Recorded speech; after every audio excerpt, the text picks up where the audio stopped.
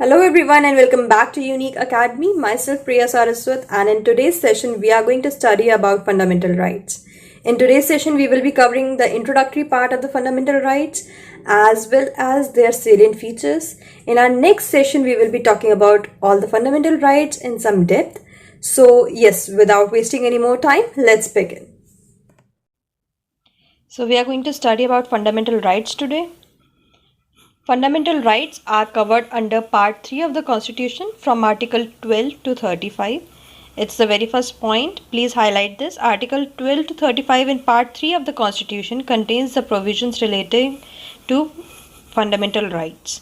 Moving ahead, we have salient features of fundamental rights, which include they are enforceable by the higher court. They refer to fundamental rights. Coming up next, we have higher courts. Higher court includes Supreme Court as well as high courts of each and every state. Next point is Article 32 provides the right to the aggrieved one whose fundamental rights have been violated or denied the petition to the Supreme Court for enforcement of fundamental rights. Now, second point is a very clear explanation of the first point. First point क्या कह रहा है हमारा कि जो हमारे fundamental rights हैं they are enforceable by higher courts मतलब सुप्रीम कोर्ट और हाई कोर्ट. सेकंड पॉइंट कह रहा है कि आर्टिकल 32 में ये दे रखा है कि अगर आप एग्रीव्ड हैं, अगर आपके फंडामेंटल राइट्स वायलेट किए गए हैं, डिनाई किए गए हैं, तो आप लोग पिटीशन कर सकते हैं. कहाँ पे? सुप्रीम कोर्ट में. Next is article 13. Article 13 elevates the authority of fundamental rights. It ensures that the state or other competent authority do not make law including ordinance, order, bylaw, rules, regulations, notification, customs or usage that contradicts or take away or breaches the fundamental rights. इसका मतलब क्या हुआ? Article 13 के under ये बात clear कर दी गई है, फंडामेंटल राइट्स का स्टेटस इतना एलिवेट कर दिया गया है कि जो हम लोगों का स्टेट है, हम लोगों का गवर्नमेंट और कोई भी कंपीटेंट अथॉरिटी ऐसा कोई भी लॉ इन एनी फॉर्म, ना तो ऑर्डिनेंस के फॉर्म में, ना ऑर्डर की फॉर्म में, ना बायलॉज की फॉर्म में, ना नोटिफिकेशन रेगुलेशन, किसी भी फॉर्म में ऐसा कोई भी लॉ नहीं बना सकती जो हम लोगों के फंडामेंटल राइट्स को ब्रीच करे या फिर उनके कॉन्ट्राडिक्ट करे. यानी कि हर तरीके से हम लोगों के फंडामेंटल राइट्स प्रोटेक्ट होंगे. आप किसी भी लॉ के नाम पे हम लोगों के फंडामेंटल राइट्स को डिनाई नहीं कर सकते हैं.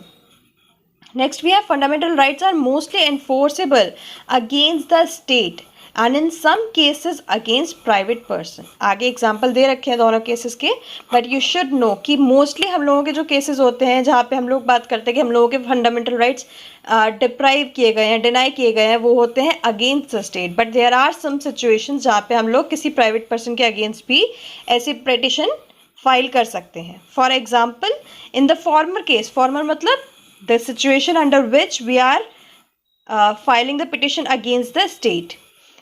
An example of the former is the right to freedom of speech and expression. यानी जो हम लोगों का right to freedom of speech and expression है वो एनफोर्सेबल है अगेंस्ट स्टेट. अगर हम लोगों को डिनाई किया जा रहा है तो कौन डिनाई कर सकता है? स्टेट ही डिनाई कर सकता है और उसी के अगेंस्ट पिटिशन फाइल होगी. एंड दिस नेक्स्ट केस जिसमें हम लोग जिसके अगेंस्ट केस फाइल कर रहे हैं वो है प्राइवेट पर्सन, जो हम लोगों को हमारे फंडामेंटल राइट्स डिप्राइव कर रहा है वो है प्राइवेट पर्सन.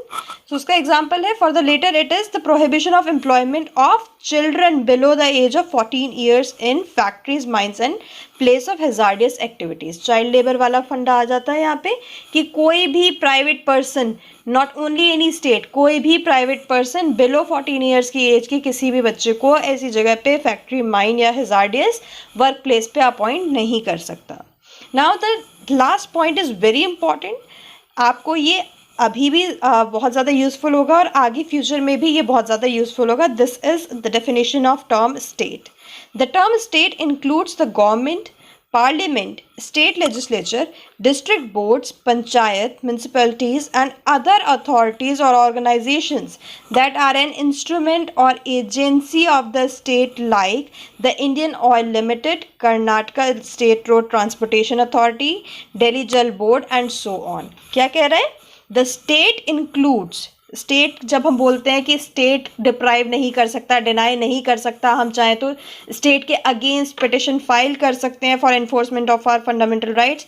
उस सिचुएशन में स्टेट का क्या मतलब है? स्टेट इंक्लूड्स गवर्नमेंट, एक तो सीधे सीधे गवर्नमेंट है ही है, parliament, state legislatures, district board, panchayat, municipalities, ये सारी अथॉरिटीज़ और ऐसी बाकी सारी कंपीटेंट अथॉरिटीज़, ऑर्गेनाइजेशन जो एक तरीके से एजेंसीज हैं अब स्टेट की, यानी कि गवर्नमेंट की या पार्लियामेंट की या स्टेट लेजिस्लेचर्स की। इसका एग्जाम्पल भी दे रखा है कि भाई चलो ठीक है, कर्नाटका स्टेट की जो लेजिस्लेचर है वो तो स्टेट है ही है, साथ ही साथ वहाँ का स्टेट रोड ट्रांसपोर्टेशन वहाँ का एजेंसी है, कर्नाटका लेजिस्लेचर की, कर्नाटका गवर्नमेंट की एजेंसी है, वो उसका इंस्ट्रूमेंट है, तो वो भी under the definition of state आएगा। Same goes with Indian oil limited, Indian government तो है ही है स्टेट, साथ ही साथ उसका इंस्ट्रूमेंट है इंडियन ऑयल लिमिटेड, उसकी एजेंसी है, वो भी स्टेट की डेफिनेशन के अंडर आएगा। सेम गोज फॉर दिल्ली जल बोर्ड एंड सो ऑन, यानी कि ये अथॉरिटीज़ भी, ये ऑर्गेनाइजेशंस भी हम लोगों के फंडामेंटल राइट्स हमें डिनाई नहीं कर सकती हैं। Fundamental rights are largely civil and political rights and consist of the right to equality, right to freedom, right against exploitation, right to freedom of religion, cultural and educational rights, and right to constitutional remedies. Now here in this paragraph you can see, firstly fundamental rights include civil and political rights, इसमें military rights नहीं आएंगे आप लोगों के। Secondly right to equality हम लोगों का article 14 to 18 deal करता है, राइट टू फ्रीडम डील करता है हमारा article 19 to 22, right against exploitation is article 24 to 25, right to freedom of religion is 25 to 28, and cultural and educational right is 29 to 30.